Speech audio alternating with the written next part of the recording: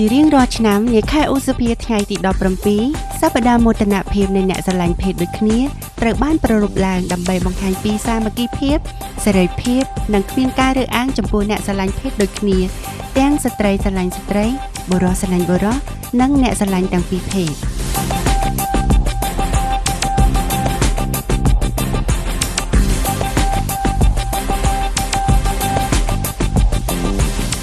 ក្នុងអំឡុងពេលនៃសប្តាហ៍មោទនភាពមានវគ្គសិក្ខាសាលាស្ដីពីសិទ្ធិអ្នកស្រឡាញ់ភេទដូចគ្នាក្នុងគោលបំណងឲ្យពួកគេបានយល់ដឹងពីសិទ្ធិរបស់ខ្លួនឯងច្បាស់ហើយហ៊ាននិយាយនិងបញ្យល់អ្នកដទៃទៀតដោយមិនខ្មាស់អៀននិងដឹងខ្លួនឯងថាជាអ្នកណា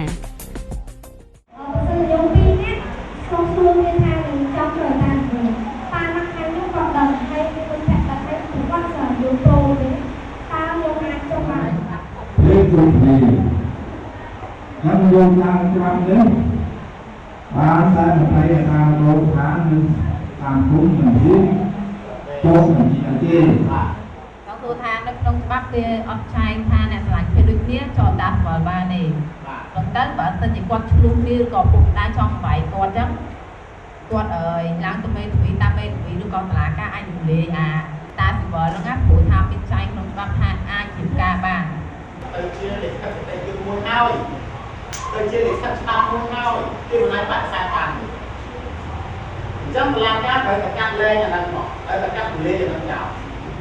ngày rồi để lưu hương nó đòi dương tới dương ai nhân sự này luôn vì được thằng này luôn một chuyện đây thấy đây bậc ca nam mua để cho chú được ai quay bằng tình một tuyệt tới miên cùng đây một quách ở sân thiên nhiên ông quân hân sang cả bác tụi bay như kiểu cùng ai nói tụi bay thì ca về nó chất hai thì ca ở vùng còn cái bác chê ở chất hai thì ca ở vùng tây thôi nó cứ rồi thôi nó tây kia thì rồi một càng cứ rồi thì hắn xa mùi chất việc cứ mình tục được mình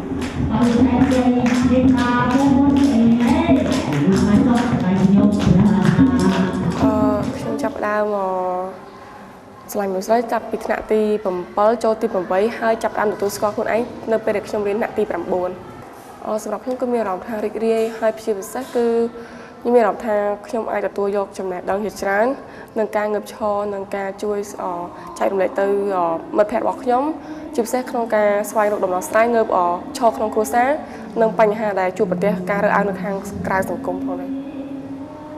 សម្រាប់ខ្ញុំគឺប៉ះទង្គិចផ្លូវចិត្តច្រើនដែរពីព្រោះខ្ញុំគិតថាមនុស្សដូចគ្នាហេតុអីចាំបាច់រើសអើងគ្នាហើយកលៈទេសៈក្នុងការដែលខ្ញុំជាមនុស្សស្រឡាញ់ភេទដូចគ្នាក៏ខ្ញុំមិនដែលទៅធ្វើអ្វីប៉ះពាល់ដល់អ្នកដទៃផងដែរ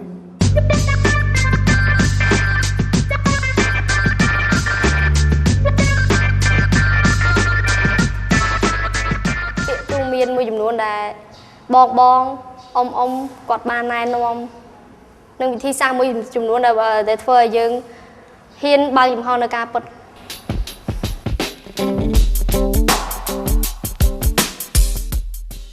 នៅពេលដែលខ្ញុំបានចូលកម្មវិធីខ្ញុំដឹងថាកម្មវិធីនេះគឺទាមទារសិទ្ធិឲ្យយើងមនុស្សដែលស្រឡាញ់គ្នាដូចគ្នាហើយនឹងយើងមិនអាចការយើងមានអ្នកដទៃទៀតដែលដូចយើងហើយយើងរួមបញ្ចូលគ្នាដើម្បីបង្កើតជាសមាគមមួយទាមទារសិទ្ធិដែលយើងត្រូវទទួលបាន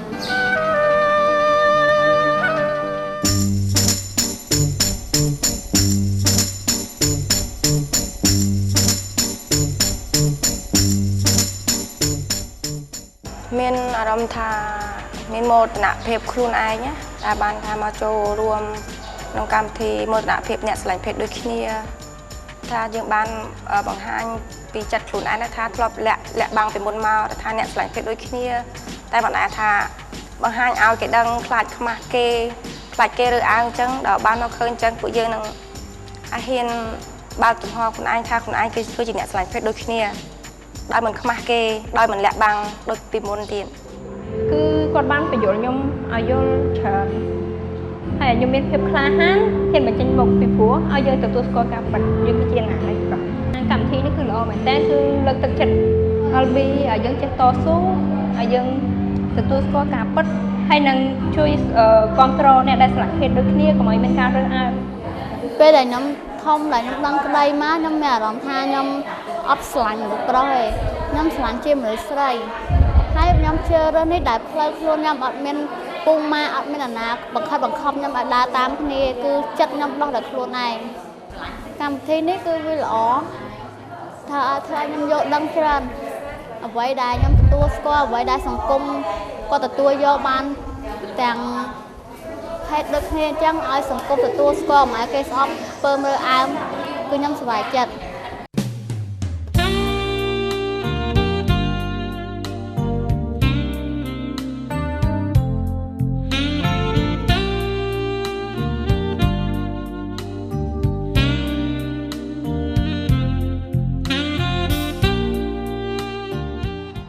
ពេលដែលមិនតាន់បានចូលរួមក្នុងកម្មវិធីនេះខ្ញុំយល់ថាអ្នកស្រឡាញ់ភេទដូចគ្នាដូចជារស់នៅក្នុងសង្គមផ្សេងដែលមនុស្សគ្រប់គ្នាមិនទទួលស្គាល់សោះសូម្បីតែសង្គមគ្រួសារបរិយាកាសជំនឿខ្លួនប៉ុន្តែនៅពេលដែលខ្ញុំមានឱកាសចូលរួមកម្មវិធីនេះជាលើកទី1ពិតមែនប៉ុន្តែអ្វីៗដែលខ្ញុំបានទទួលបានគឺប្លែកមិនមែនមានតែយើងម្នាក់ដែលរស់នៅលើសង្គមមិនមែនមានតែយើងម្នាក់ដែលមានការរើសអើងពីមនុស្សដទៃទៀតអញ្ចឹងខ្ញុំយល់ថាអ្នកស្រឡាញ់ភេទដូចគ្នាមិនឯកាទេមិនតែឯងទេពួកខ្ញុំនៅខំប្រឹងរៀនចិត្តដល់ថ្ងៃប្រឡងហើយបាទអរគុណខ្លាំងណាស់បាទសម្រាប់ការសម្ដែងរបស់ក្រុមខ្ញុំគិតថាអ្នកស្រឡាញ់ភេទដូចគ្នាថាជាមានតែគូខ្ញុំអត់មានគេដល់ពេលចូលមកកម្មវិធីហ្នឹងវាឃើញមានគូគេច្រើនខ្ញុំមានអារម្មណ៍ថាពិតកម្មវិធីនេះគឺល្អធ្វើឲ្យយើងបងប្អូនគ្នាតែពិតគឺនិយាយថាត្រូវយើងចង់បានសិទ្ធិមួយក្នុងសង្គមឲ្យយើងទទួលស្គាល់អញ្ចឹងអាចារ្យគេអាដោយសារតែពួកខ្ញុំមានចេតនាអារម្មណ៍ហ្នឹងស្រឡាញ់មនុស្សស្រីដូចគ្នាប៉ុន្តែពួកខ្ញុំអត់គិតថានឹងមានការរើសអើងទេដោយសារតែពេលដែលពួកខ្ញុំធ្វើខ្លួនអញ្ចឹងខ្ញុំដឹងថាសង្គមមានការរើសអើងប៉ុន្តែចំពោះខ្លួនខ្ញុំផ្ទាល់ជាយាមគ្រប់គ្រងទៅលើខ្លួនឯងពេលរៀបចំកម្មវិធី LGBT យើងក៏លេចមើលទៅជុំវិញខ្លួនយើងគឺសិតតែមានអ្នកស្រឡាញ់ភេទដូចគ្នាហើយទទួលខ្ញុំគិតថាកម្មវិធីនេះល្អដោយសារតែមានការចែករំលែកបទពិសោធន៍ពោះរឿងខ្លះចំពោះខ្ញុំផ្ទាល់ខ្ញុំអត់ធ្លាប់មានបញ្ហាអីចំពោះក្រុមគ្រួសារកន្លែងការងារឬក៏សង្គមទូទៅប៉ុន្តែចំពោះពួកគាត់មានកត្តាជាច្រើនក្នុងការមានការបំបែកអ្នកខ្លះយើងសួរព័ត៌មានគ្នាឯងអញ្ចឹងមានការស្និទ្ធស្នាលអញ្ចឹងដឹងពីប្រវត្តិពួកគាត់ឬក៏រឿងពួកគាត់ថាល្វីងជួយចត់មិនគឺយើងដឹងអញ្ចឹងខ្ញុំគិតថាកម្មវិធីនេះល្អមែនតើសម្រាប់ LGBT ហើយក៏លើកទឹកចិត្តឲ្យពួកខ្ញុំហ៊ានប្រឈមមុខផ្ទាល់ថាពួកខ្ញុំគឺជាក្រុមងាយរងគ្រោះប្រឈមមុខនឹងការរើសអើងអញ្ចឹងពួកខ្ញុំបើអត់ឈរខ្លួនឯងទេអញ្ចឹងការរើសអើងហ្នឹងក៏អត់ប្រឈមដែរបញ្ហាការសិក្សាក៏រើសអើងដែរព្រោះថាបញ្ហាខ្ញុំទៅរៀនខ្ញុំស្លៀកខោអញ្ចឹងគេឲ្យខ្ញុំចូលរៀនទោះតែខ្ញុំស្លៀកស្ពុតទៅឲ្យខ្ញុំចូលរៀនតែខ្ញុំអត់ព្រមស្លៀកអញ្ចឹងគ្រូដាក់ទណ្ឌកម្មឲ្យឈរនៅដងទង់ជាតិអញ្ចឹងហើយបើបញ្ហាការងារវិញក៏គេរើសអើងដែរព្រោះថាខ្ញុំសក់ខ្លីខ្ញុំស្លៀកពាក់ប្រុសអញ្ចឹងខ្ញុំទៅចេះដេអីដូចគេអញ្ចឹងគេចេះបញ្ចូលមួយខ្ញុំចេះបញ្ចូលមួយដែរដល់ខ្ញុំទៅធ្វើតែគឺគេអត់យកខ្ញុំព្រោះខ្ញុំសក់ខ្លីខ្ញុំស្លៀកពាក់ប្រុសអញ្ចឹងគឺគេអត់យកពីមុនគ្រួសារបងខ្ញុំគាត់ប្រកាន់គាត់រត់បន្តឹងខ្ញុំថាកូនស្រីគឺមិនអាចធ្វើអញ្ចឹងខុសនឹងប្រពៃណីពេលដែលគាត់ខំនិយាយខំអីហ្នឹងទៅក៏គាត់អត់ហ៊ាននិយាយឲ្យច្រើនទៅដែរខ្ញុំចាក់ចេញពីផ្ទះខ្ញុំមករស់នៅគីឡូ6ហ្នឹងរស់នៅគីឡូ6ថាជា5ឆ្នាំពេលគ្រូសារបស់ខ្ញុំគាត់តែងតែនិយាយថាខ្ញុំទៅផ្ទះវិញទៅណាហើយឲ្យខ្ញុំកាយចរិតតែខ្ញុំធ្វើតាមសំណងរបស់គាត់បានព្រោះនេះជានិស្ស័យរបស់ខ្ញុំហើយពេលគាត់យូរទៅគាត់លែងនិយាយដែរគាត់បដ ாய் តាមខ្ញុំហ្មងគាត់ថាធ្វើទៅឲ្យតែខ្លួនឯងសុបាយចិត្តទៅវិញមកគាត់ថាមិត្តភក្តិឯងតែពេលគាត់ឃើញតែការនេះចឹងណាខុសធម្មតាគាត់សួរខ្ញុំក៏ប្រាប់គាត់តាមត្រង់ថាខ្ញុំស្រឡាញ់ស្រីគេជាសង្សារអញ្ចឹងពេលទៅគាត់ទៅផ្ទះខ្លាំងគាត់ឆោឡោពីផ្ទះគាត់ឆោយកទៅជិះអញ្ចឹងតែមិនដឹងចេញផ្ទះអាឆ្នាំពេលមកតែនិយាយខ្ញុំហើយជាកន្លះឆ្នាំគាត់ទទួលស្គាល់គាត់មិនចាំបាច់បងយើងឲ្យខ្ញុំចូលផ្ទះវិញហើយគាត់ទទួលស្គាល់ឯខ្លួនអញ្ចឹងសម្រាប់ខ្ញុំការគម្រាមកំហែងដំបូងគេគឺចំពោះក្រុមគ្រួសារខ្ញុំផ្ទាល់ឪពុកម្ដាយគឺអត់ចោលទេតែចោលបញ្ហាសំខាន់គឺញាតិខាងញាតិមិត្តដូចជាបងចដូនមួយអ៊ំពូមីងអញ្ចឹងគាត់តែងតែមានមតិប្រច្រាស់នឹងយើងគឺ ប្រឆាំងដាច់ខាតប៉ុន្តែបន្ទាប់ពីខ្ញុំមិនផ្ដោតសម្ពាធឲ្យខ្លួនឯងខ្ញុំព្យាយាមដោះស្រាយបញ្ហានេះបន្តដោយស្ងាត់ស្ងៀមបំផុតនៅពេលដែលគាត់តែងតែប្រឆាំងខ្ញុំអាចរត់តែច្រឡោយនេះជាវិធីសាស្ត្រមួយដែលខ្ញុំអាចធ្វើឲ្យគាត់យល់ថាពួកយើងជាមនុស្សបែបណាជាតិពិតគឺមិនអ្វីដែលពួកខ្ញុំចង់បានពីគាត់គឺផ្ដល់ជំរឿន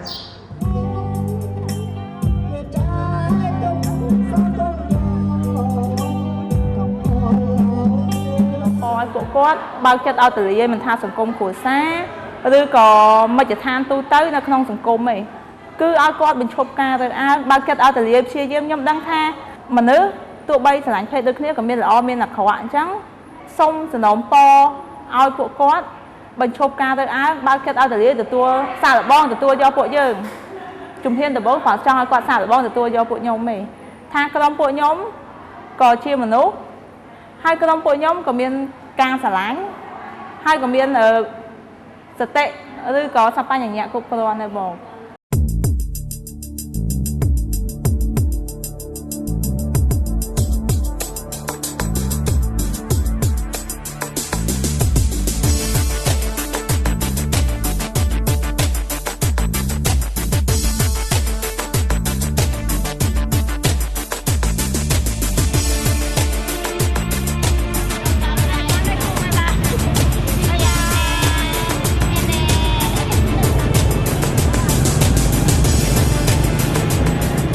ខ្ញុំថាល្អជាពិសេសល្អធ្វើឲ្យបងប្អូនជនជាតិខ្មែរយើងដឹងច្រើនថា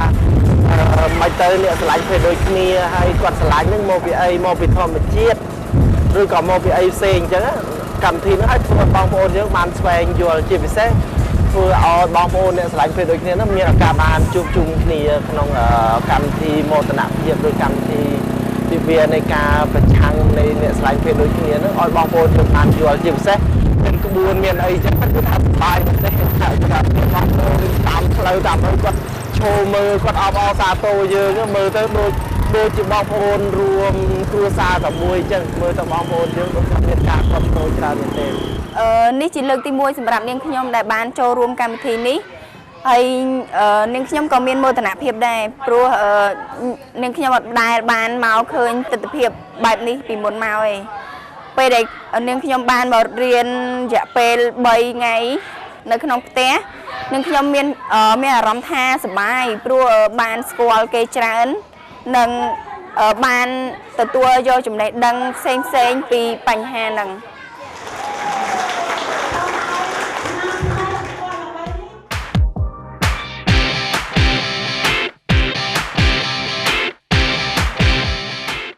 យើងគ្រាន់តែចង់ឲ្យគ្រួសាររបស់យើងទទួលស្គាល់ថាយើងជាកូនធម្មតាយើងក៏ចង់ឲ្យសង្គមមើលមកយើងថាជាសមាជិកធម្មតាម្នាក់ហើយយើងតម្រូវឲ្យសង្គមគោរពឲ្យស្មើភាពដូចមនុស្សនិងប្រជាពលរដ្ឋដទៃទៀតដែរ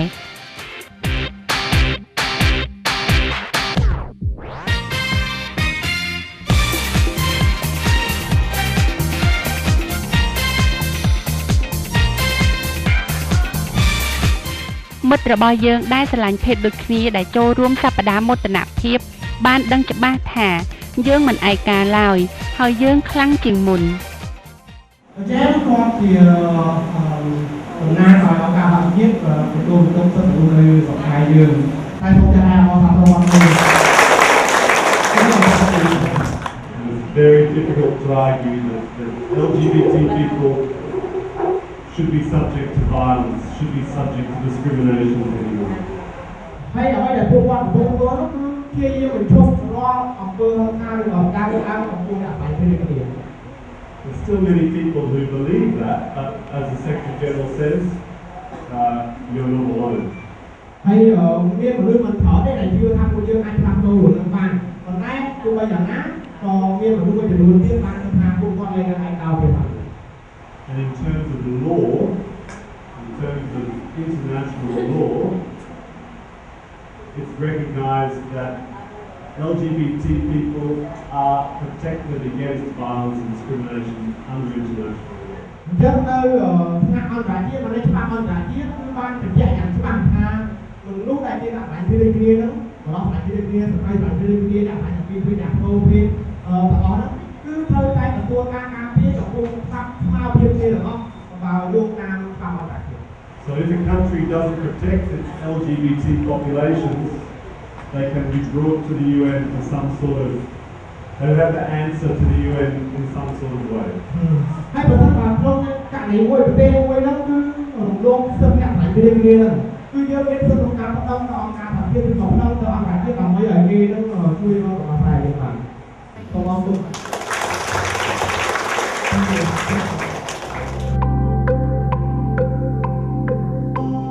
ពេលគេបានឮអំពីរឿងរបស់យើងគេយល់ជាពិសេសអំពីឧបសគ្គរបស់យើងដែលជាផ្នែកមួយនៃសង្គមនិងចែករំលែកក្តីស្រឡាញ់ខុសៗគ្នា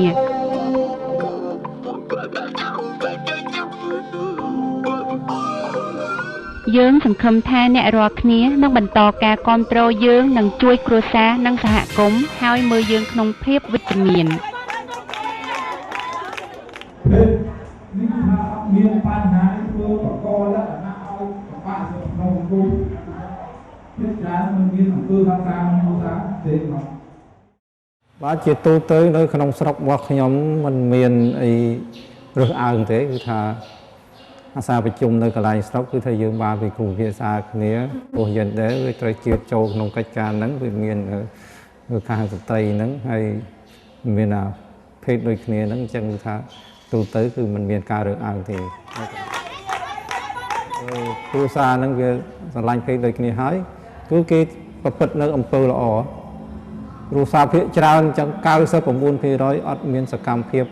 ប្រើអំពើហិង្សាឲ្យក្នុងគ្រួសារទេគឺ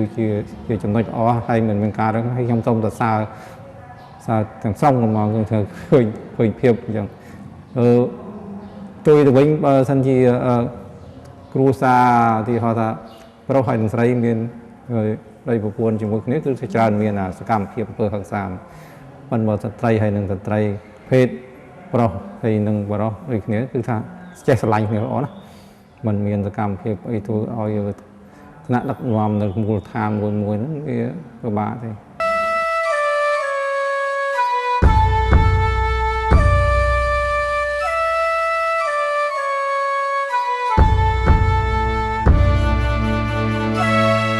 ខ្ញុំគាំទ្រដល់លើដែលឆ្លាញ់ភេទដូចគ្នានេះគឺខ្ញុំទីមួយខ្ញុំអត់មានការរើសអើងទេខ្ញុំមានការអាណិតអាសូរគ្នាថាធ្វើម៉េចធម្មជាតិគ្នាតាក់តែងមកវាទៅអញ្ចឹងហើយយើងមិនអាចថារើសអើងគ្នាណាមានជួយតែពង្រឹងនៅគោលបំណងរបស់គាត់ធ្វើម៉េចបើថាយើងនិយាយប្រៀបធៀបពីសម័យបុរាណមកពីថាយើងការជំនឿរបស់យើងណាគឺនិស័យរបស់យើងចាម៉ែឪគេថាគ្មានធម្មជាតិណានឹងតាក់តែងមកទេណាប៉ុន្តែវិធីសាស្ត្ររបស់ខ្ញុំថាឥឡូវខ្ញុំទាញឧទាហរណ៍ដូចខ្ញុំលើកគឺក្នុងកន្លែងណាកម្មវិធីយើងណាទាញជាឧទាហរណ៍ថាអេតយើងបំបត្តិនៃការធ្វើអើងបានល្បែងមិនមែនសួរពូទេណាល្បែងឆ្លងតែយើងនៅបំបត្តិបានយើងធ្វើយ៉ាងម៉េចយើងត្រូវឲ្យចេះគ្រប់គ្រងឲ្យសង្គមគេគ្រប់គ្រងយើងតើឲ្យយើងចេះចងក្រងគ្នាពង្រឹងកូនឥឡូវធ្វើម៉េចកូនហើយណាបើធម្មជាតិរបស់កូនវាទៅតែអញ្ចឹងហើយយើងត្រូវចេះសាមគ្គីគ្នាទៅចេះស្រឡាញ់គ្នាទៅកុំឲ្យរើសអើងគ្នាកុំឲ្យស្អប់គ្នាកុំឲ្យមានការគុំគំនុំគុំគួន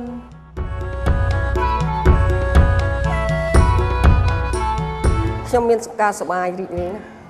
ហើយខ្ញុំមានមោទនភាពទៀតដែលគេទទួលរាប់អានខ្ញុំសូម្បីតែនៅក្នុងស្រុកក្នុងភូមិខ្ញុំណាភូមិឃុំអីគេទទួលស្គាល់ខ្ញុំ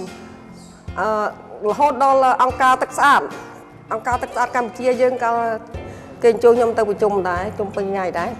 អង្គការទឹកស្អាតគេកម្ពុជាគាត់សួរខ្ញុំថាអ្នកឯងស្រីក៏ប្រុសខ្ញុំឆ្លើយថា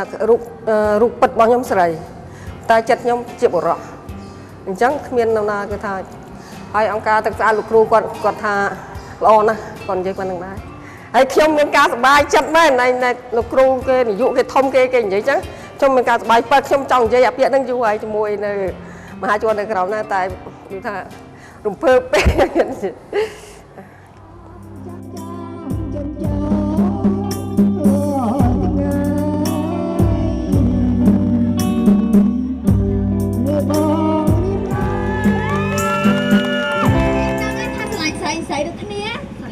ខូចពូញអញលឺនៅអញចាំមើល bạn ai con ca mày phỏ đấy bạn nó sai cái nào mày chỉ vắt គេដឹងថាមនុស្សស្រឡាញ់ភេទដូចគ្នាក៏មានលទ្ធភាពដូចស្រឡាញ់ភេទដូចគ្នាវាមិនមែនមានលទ្ធភាពពេញលេញដូចមនុស្សប្រុសនិងមនុស្សស្រីក៏ដោយប៉ុន្តែការស្រឡាញ់គឺវារវាងមនុស្សពីរនាក់ស្រឡាញ់ស្មោះមួយទល់មួយហើយអាចចាប់ដៃគ្នាតស៊ូដល់ចាស់តោងខ្នងហើយមួយទៀតយើងនឹងអាចយល់ពីអារម្មណ៍ថាមនុស្សភេទដូចគ្នាក៏មានភាពតស៊ូពុះពៀឧបសគ្គ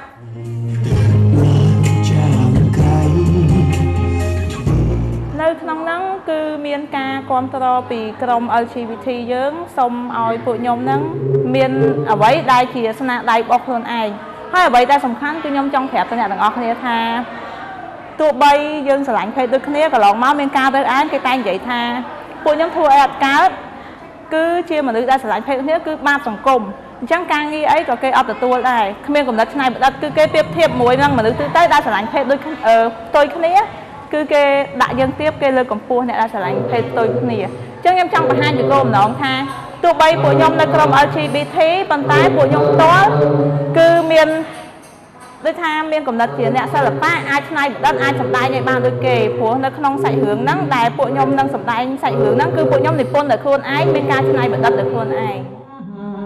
ខ្លាំងទៀតហាញ៉ាំចិញ្ចើមដាក់ខ្ញុំពាក់អាវពោស្មាចងបុផាខោរឡើងក្នុងចំពោះខ្ញុំអត់ស្រឡាញ់ភេទដូចគ្នាទេបងខ្ញុំយល់ថាកម្មវិធីនេះល្អព្រោះ